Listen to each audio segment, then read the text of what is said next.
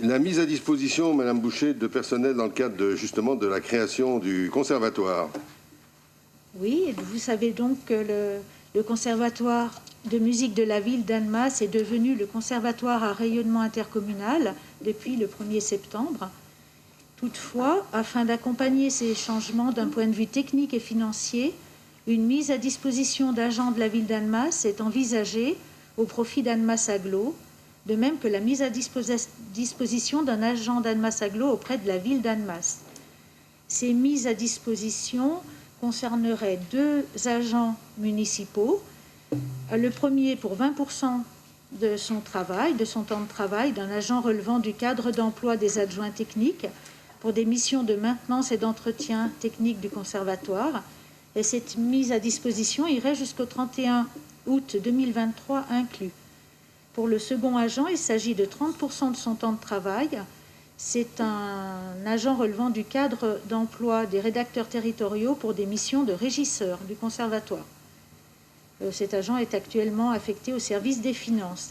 Cette mise à disposition prendrait fin et est envisagée jusqu'au 31 août 2021 inclus.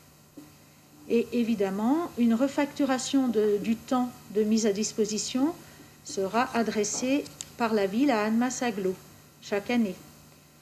A l'inverse, la mise à disposition d'un agent d'Annemasse Agglo auprès de la ville d'Annemasse s'effectue par voie de convention individuelle.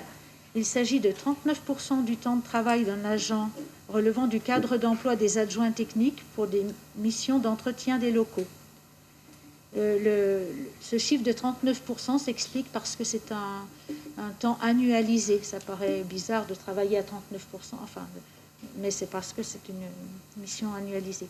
Cette mise à disposition est prévue pour une durée allant de la date de signature de la convention au 31 août 2021 inclus. Et dans ce cas, c'est Annemasse Agglo qui refacturerait le temps à Annemasse, à la ville. Les agents concernés ont bien sûr été consultés et ont fait part de leur accord pour ces mises à disposition.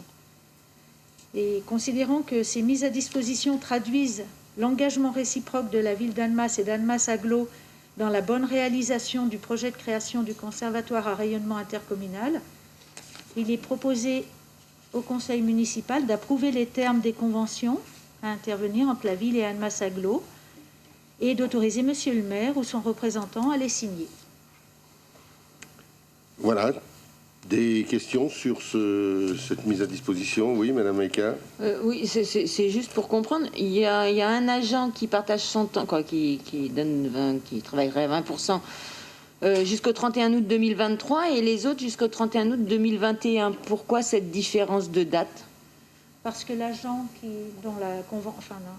qui va jusqu'en 2023 arrivera à ce moment-là à l'âge de la retraite. Et il a souhaité, lui, terminer sa carrière en étant agent de la ville d'Annemasse. D'accord. Les autres postes, c'est plus une question d'organisation temporaire, le temps que... Voilà, puisqu'on est très près du transfert. Ouais. C'est aussi tenir compte des demandes des personnels. Je pense que voilà, il ne voulait pas être transféré parce que voilà, c'est un vieil agent de... Ben si, justement. Oui, le travail pour Annemasse Agglo sera remboursé, c'est ce qui est noté.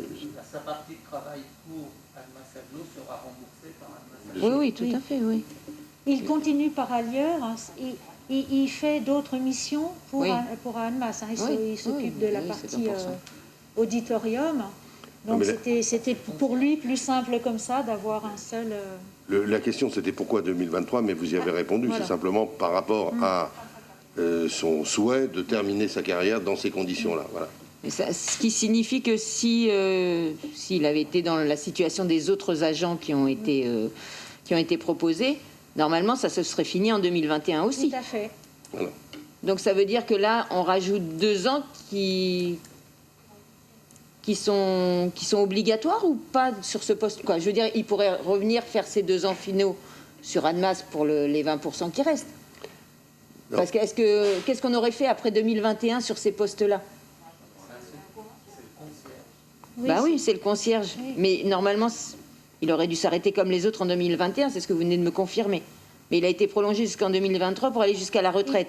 Ce que je comprends également, mais... Il n'a pas été prolongé. L'avis des agents est sollicité, puisque c'est un changement. Ce monsieur étant près de la retraite... Oui, ça j'ai compris. Et voilà, il n'y a rien d'autre à comprendre.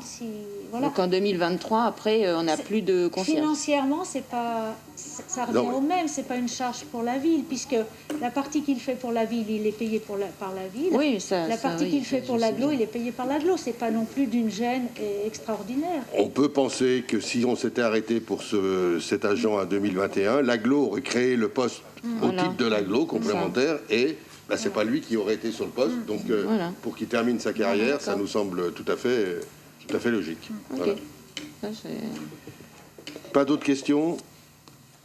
Est-ce qu'on peut voter? Donc, est-ce qu'il y a des votes contre ou des abstentions? Merci.